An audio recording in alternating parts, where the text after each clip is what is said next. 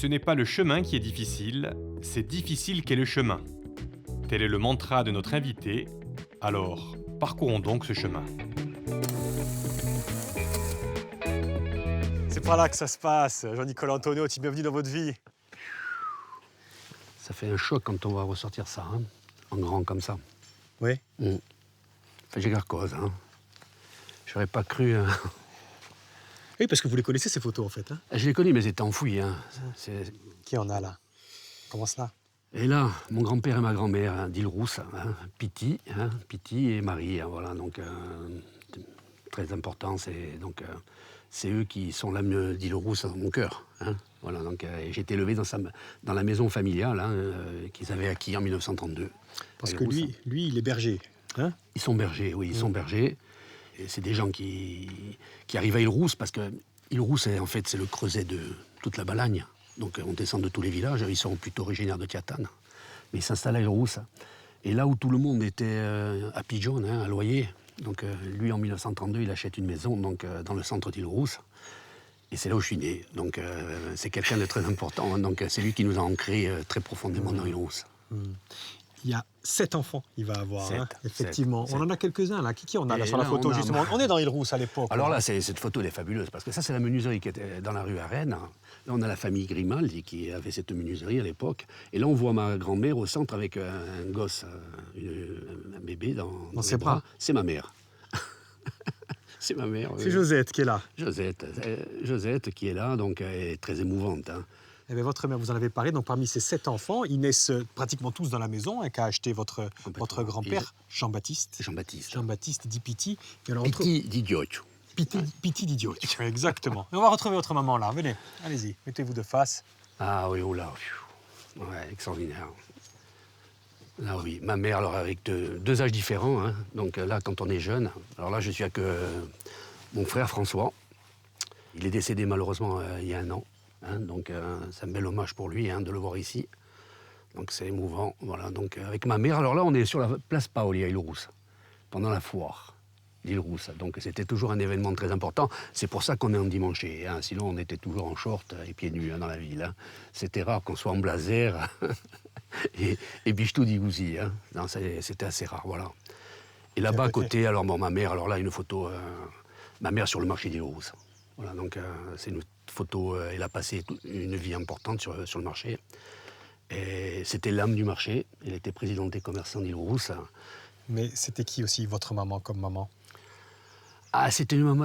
Alors, j'avais beaucoup de confrontations avec elle parce que j'avais un caractère qui était identique. Hein. C'est-à-dire que bon, c'était quelqu'un de très autoritaire, qui avait un punch extraordinaire. Elle m'a donné son tempérament. Donc, mais par contre, avec elle, c'était toujours dans l'opposition. Hein. Donc, alors, quand elle me disait « Jean-Nicolas, où tu vas ?» Je lui disais « Là. » Tu rentres quand? Après? Tu as vu qui? Quelqu'un?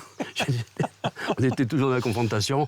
Mais bon, en fait, j'avais hérité de son caractère. Hein, et de ce tempérament, qui était un tempérament exceptionnel, parce que c'était quelqu'un qui avait une énergie incroyable. Et pour les Île-Roussiens qui l'ont connu, c'est un personnage qui a beaucoup marqué Île-Rousse.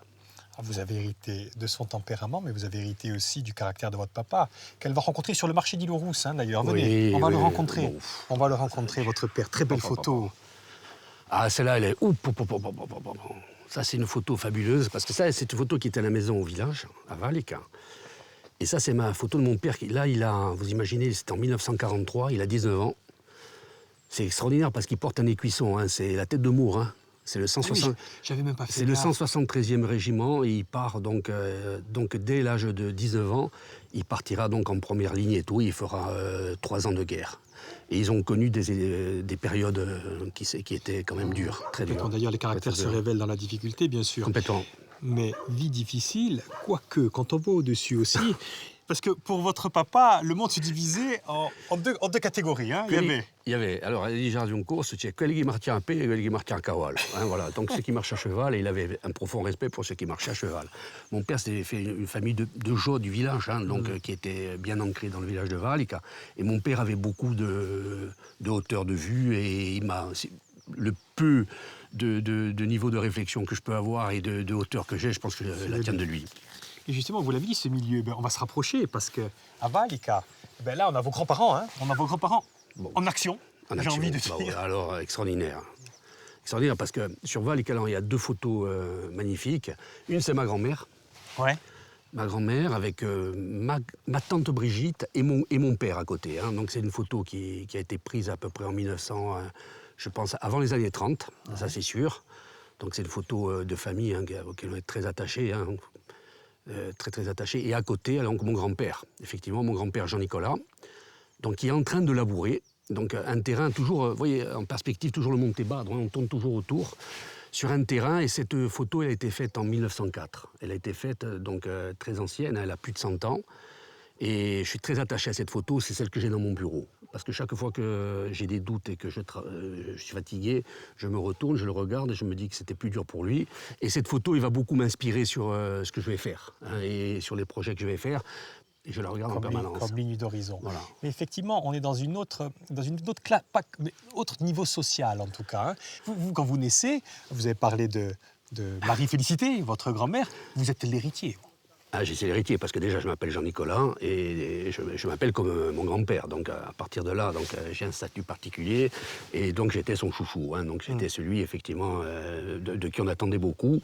Et c'était marrant parce que quand je montais à Val et qu'autant Île-Rousse, je vivais avec un short et pieds nus dans la ville. Quand je montais à Val, il fallait être effectivement en short, mais avec le blazer et surtout avec un petit foulard, un petit mouchoir qu'il fallait mettre sur une pierre avant de s'asseoir dessus. Donc il y avait ce contraste entre les 2 éducations qui était extraordinaire. Hein. Et qui est votre éducation, ben on va vous retrouver là justement. Regardez. Là aussi, voilà. Contraste, hein, quand on descend de la montagne, Île-Rousse. Ouais, c'est cette double culture, je vous dis. Vous voyez, donc je pouvais être effectivement à Val, au milieu de la nature, au milieu des chevaux, et en même temps, j'ai apprécié beaucoup la plage, Île-Rousse, la dimension maritime, et voilà, on vivait comme ça, quoi. Hein, on vivait comme ça. Et encore, là, j'ai la chaise longue, je dois la squatter, hein, parce que c'était rare qu'on avait des chaises longues, mais donc c'est. Vous êtes avec qui là? Ça, là, je suis avec mon frère François qui en a en premier plan et un ami de la famille qui est Lémi Raffo, hein, avec qui on était très liés. Voilà. Donc et là, je suis moi le plus âgé. Hein, je suis plus âgé qu'eux. Je les surveille en fait. Hein. Je les surveille. Vous êtes le plus âgé et vous les surveillez, bien sûr, mais ils restent allés à l'école maintenant. Et l'école, c'est une autre histoire. Exactement. Allez, on va un petit peu à l'école. Andiamo a scuola.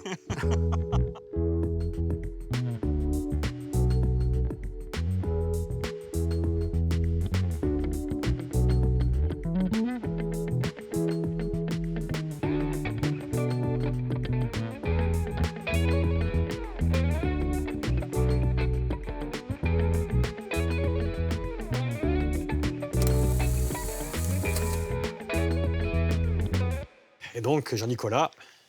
Oui. Bah. Alors, est-ce que c'est la photo qui fait mal? À l'époque, oui, hein. 69 à 10 ans, là, hein, sur la photo. Et ça se passe pas bien, surtout. Enfin, je sais pas si ça se passe pas bien, mais en tout cas, c'est pas pour vous, l'école. J'étais pas un élève de primaire exceptionnel. Hein. Quand même, j'ai le score d'avoir redoublé le cours préparatoire et le cours moyen de 2.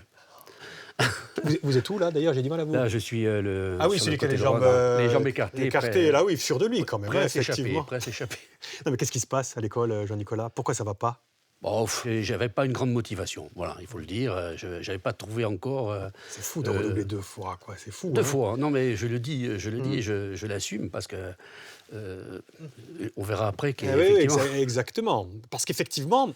Eh bien, c'est la photo d'après. Il va y avoir alors, deux révélations. Hein, quand vous arrivez, c'est plutôt arrivé au collège, hein, ou hop. Voilà, donc le plus dur pour moi, ça a été la partie collège et tout. Après, j'arrive en 6e, donc au collège.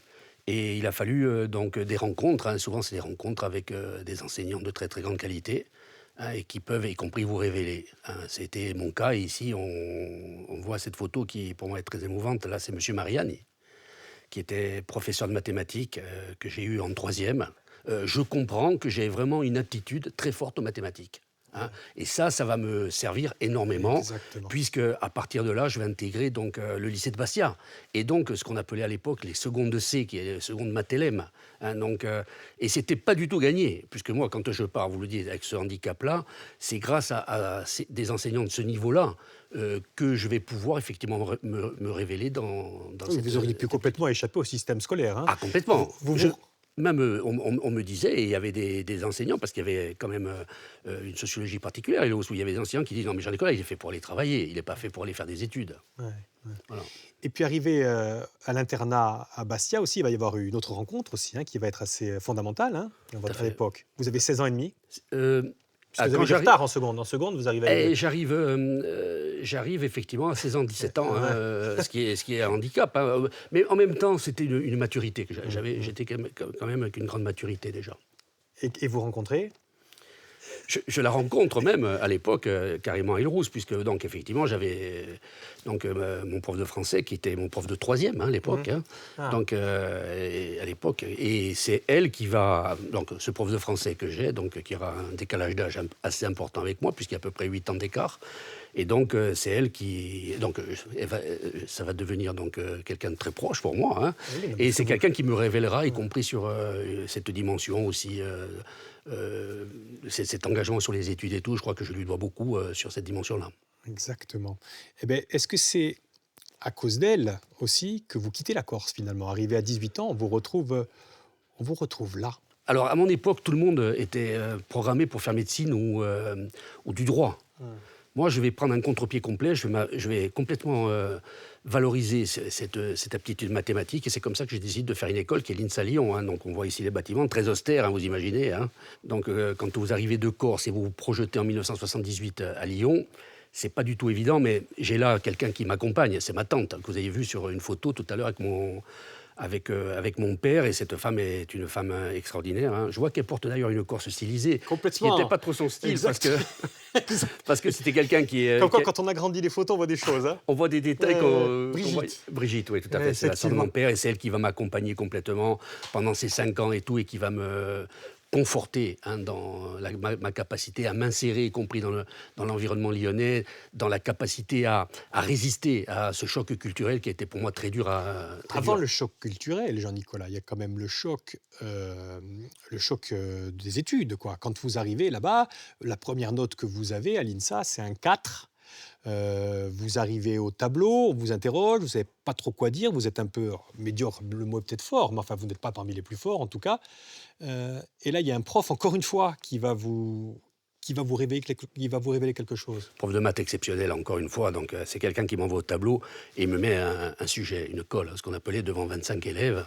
Et moi, je me mets à souffler. Et il me dit, Antoniotti, vous avez quoi là, à souffler? Et je dis, monsieur, c'est difficile. Il dit, écoutez, c'est difficile, c'est pas le chemin qui est difficile, c'est difficile quel chemin. J'ai Antoniotti, choisissez, c'est toujours difficile, c'est là où il y a le moins de monde et vous apprendrez le plus. Et ça, je pense que lui m'a vraiment conforté dans cette vision de rechercher toujours à faire mieux, quoi. Donc, et pour moi, ça a été une grande rencontre. Et effectivement, l'INSA a été pour moi un élément très fondateur de ce que j'ai pu devenir après, quoi. Complètement. Mais on est effectivement fin des années 70 et il se passe ça en Corse. Ah, exactement.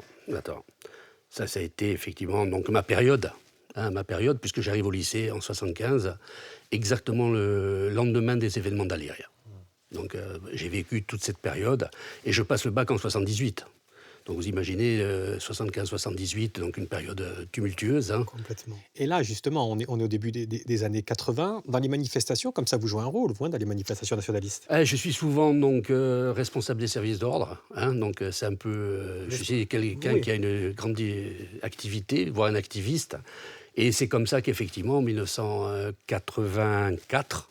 Donc 85 exactement, donc suite à une manifestation qui... D'ailleurs, c'est... On va y arriver. Jusqu'à présent, on va y arriver parce qu'on ne va pas aller trop vite. Donc vous êtes plutôt dans les services d'ordre et peu à peu, finalement, pas peu à peu, une fois que vous avez fini vos études universitaires, il n'y a qu'une chose à faire, c'est rentrer en Corse en fait, Jean-Nicolas. Pour moi, c'était l'obsession. Moi, j'étais parti sur le continent, j'avais fait 5 ans et tout, et ma tante qui voulait à tout prix que je m'insère dans l'environnement lyonnais et tout, me dit, Jean-Nicolas, regarde, tu as un poste donc à la communauté urbaine de Lyon, voilà. Et je lui dis, non, tata, je suis venu, j'ai fait le job, j'ai rempli le contrat, mais moi, je rentre en Corse et tout. Et là, elle m'a dit quelque chose de terrible. Elle a dit, tu vas rentrer en Corse, brader ton diplôme. C'était terrible, parce que pour elle, c'était normal. Elle avait quitté la Corse et tout, à 19 ans et tout, et pour elle, elle avait une vision extrêmement négative de la Corse, et nous, c'était la confrontation de deux époques, deux mondes complètement différents, mais en même temps la même culture, et et là, elle m'a dit brader son diplôme. Et ça, c'était quelque chose qui, pour moi, était terrible. Et quand vous rentrez, vous rencontrez Exactement. Bon, voilà. Bon, là, alors, c'est une photo là, magnifique pour moi, hein, puisque c'est la femme de ma vie. Hein. Donc, hein, c'est celle qui m'accompagne encore aujourd'hui, 39 ans après. Je dis à ma compagne, elle me supporte. Mais à l'époque, c'est la femme intouchable de Bastia, surtout. Ah, évidemment, puisque c'est la fille du proviseur du lycée de Bastia, hein, mon beau-père, hein, pour qui j'ai une affection extraordinaire, mais qui était antinationaliste notoire. Et moi, j'étais l'image la pire du nationalisme. Donc, vous imaginez un peu... quand les parents ont appris qu'effectivement j'étais avec la fille du proviseur santé. Mais elle lâche rien, elle. Hein. Et quand elle va prendre son poste, elle est prof, elle, hein, institutrice. Elle est prof. Hein, prof.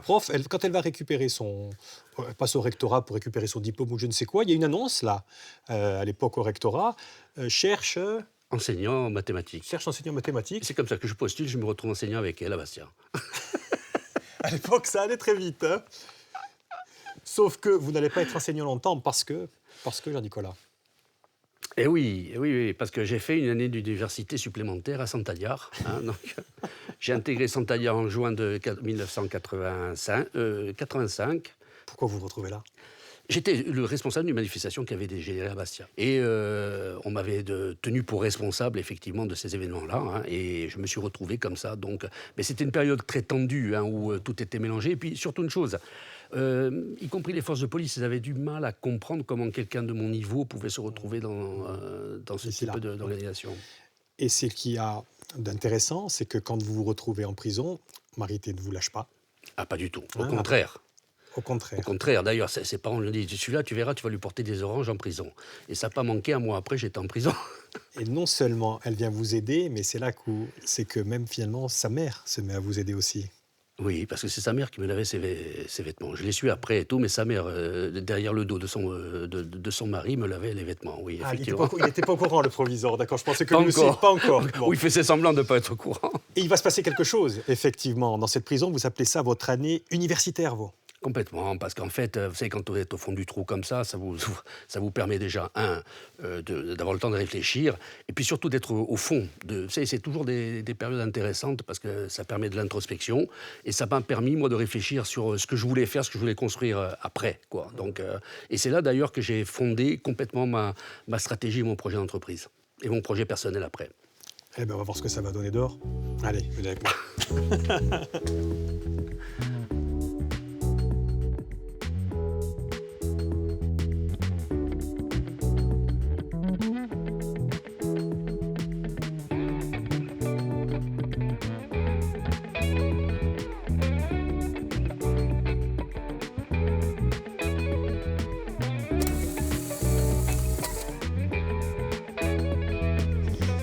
Prenez place, Jean-Nicolas.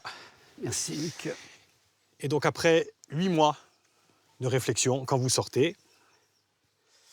8 mois de réflexion, oui, à Sant'Agliar, effectivement. Donc, Vous rencontrez lui, en fait. Enfin, c'est vous qui voulez le rencontrer, lui. Hein. Lui, c'est un entrepreneur. Tout à fait. Donc, dans mon projet d'entreprise que je voulais faire, je sentais qu'il me fallait une expérience professionnelle préalable et je choisis mon patron. Pourquoi? Parce que c'est quelqu'un de très grande qualité, c'est un ingénieur de formation. Et il était venu ici pour faire le barrage de Calaguccia et il avait créé cette entreprise. Et j'ai eu la chance de travailler avec lui plus de 3 ans. Lui, c'est José Gerbin, mais vous ne venez pas simplement en tant qu'ingénieur dans les maisons Valrose à l'époque. Hein. Vous avez l'idée d'être autre chose. J'ai compris que pour faire de l'entreprise, il ne faut pas se contenter d'être un bon technicien. Il faut avoir beaucoup plus d'aptitude que ça. Hein. J'avais une formation compris en gestion, mais je savais qu'il fallait faire du commercial, c'est-à-dire aller à la conquête du client. Parce que faire du commercial, c'est garantir son indépendance en termes d'avenir. Et pour moi, c'est pour ça que j'ai revendiqué un poste de technico-commercial et surtout pas de technicien uniquement.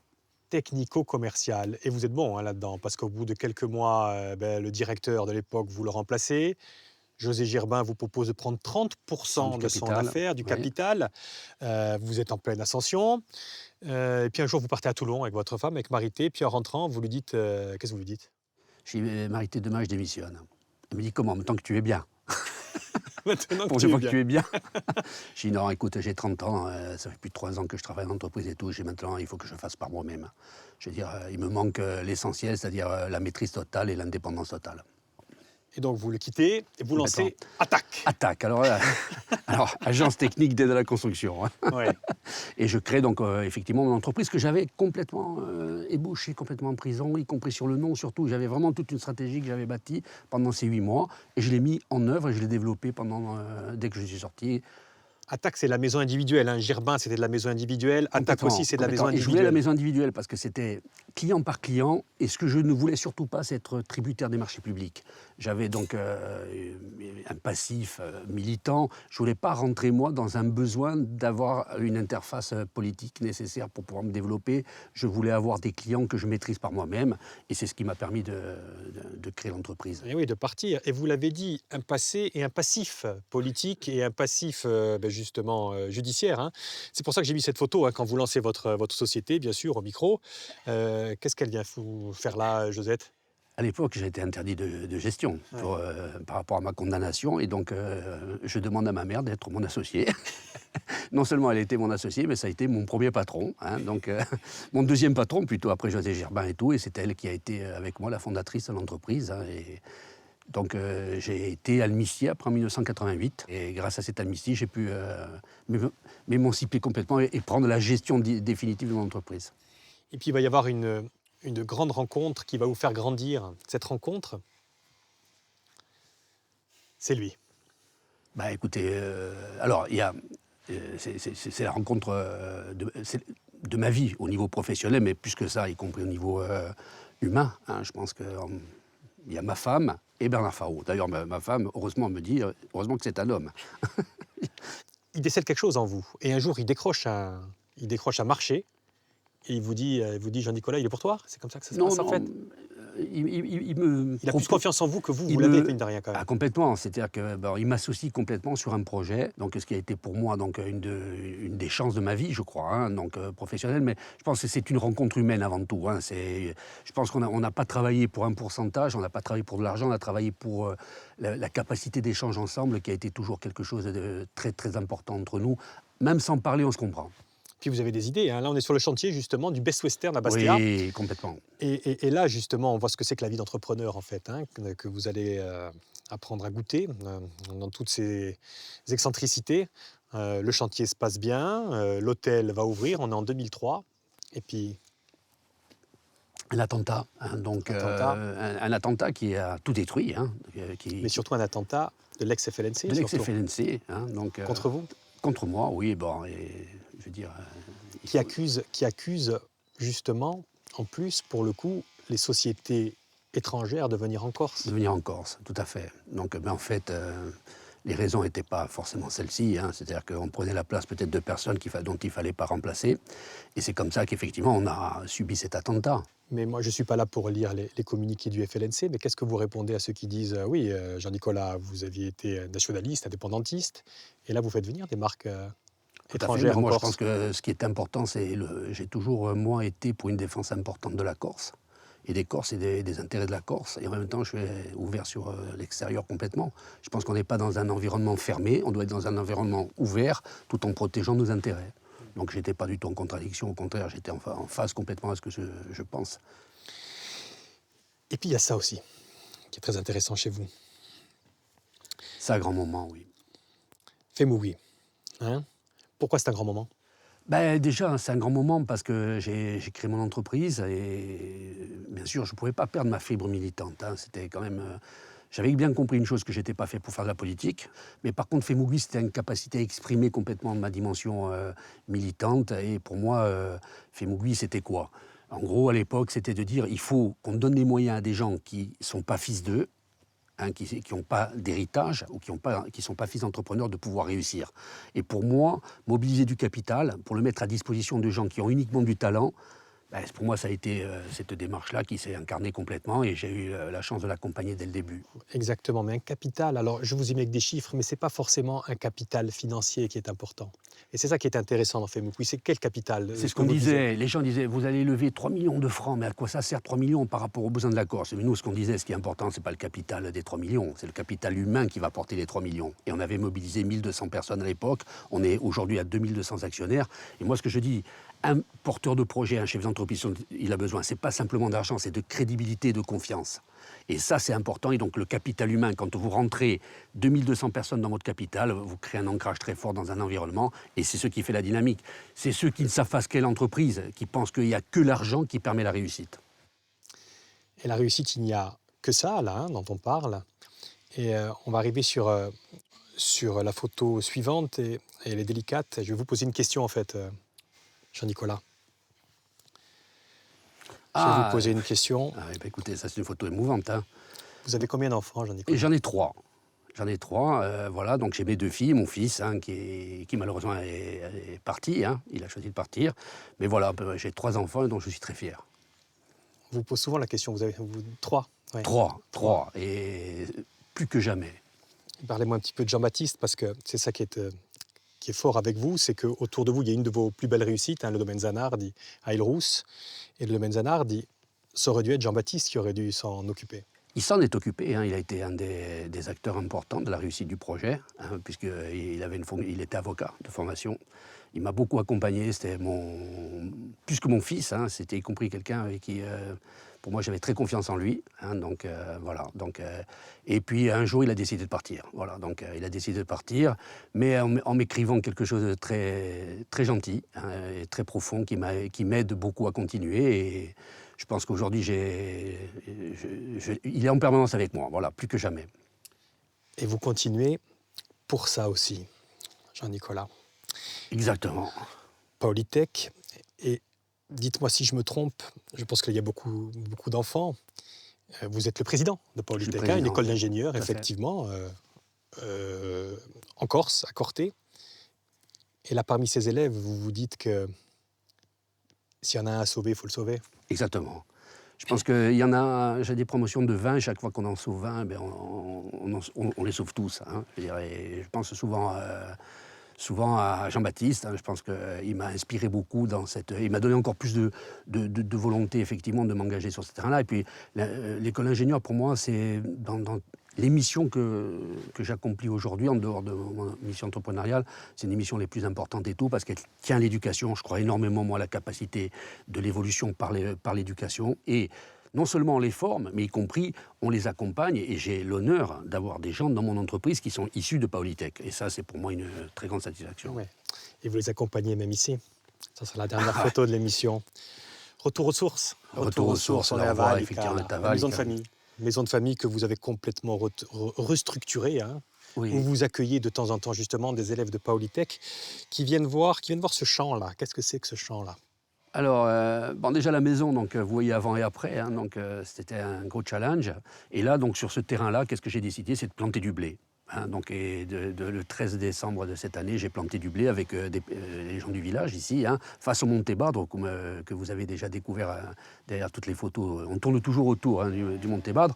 Et donc j'aurai la première tribière que je ferai en juillet. Et pour moi, c'est un moment d'espérance. En fait, moi, ce projet-là, j'ai appelé Grano d'Aven, le grain à venir et d'avenir, parce que je crois énormément, donc moi, effectivement, à la ruralité. Et ce terrain-là qui est semé là, c'est le terrain sur lequel vous voyez la photo de mon grand-père, il y a 101 ans, hein, je porte son nom, il s'appelait Jean-Nicolas Antonio, qui labourait ce même terrain. Et donc pour moi, il y a une continuité. Et vous voyez que des fois, on part très loin, on s'est échappé à ce qu'on est, on va jusqu'à Lyon, hein, et finalement, on revient toujours à l'essentiel. Et je pense que pour moi, la terre, c'est notre terre, je veux dire, c'est quelque chose de très important, c'est l'avenir. Allez, c'est le mot de la fin. Venez à côté de moi, Jean-Nicolas. Ça a été un plaisir de vous accompagner pendant cette demi-heure. Un beau sourire. Cette dernière photo, c'est moi qui l'ai fait. Je vous souhaite un avenir en paix, tout simplement. Et à bientôt. À bientôt. Ciao.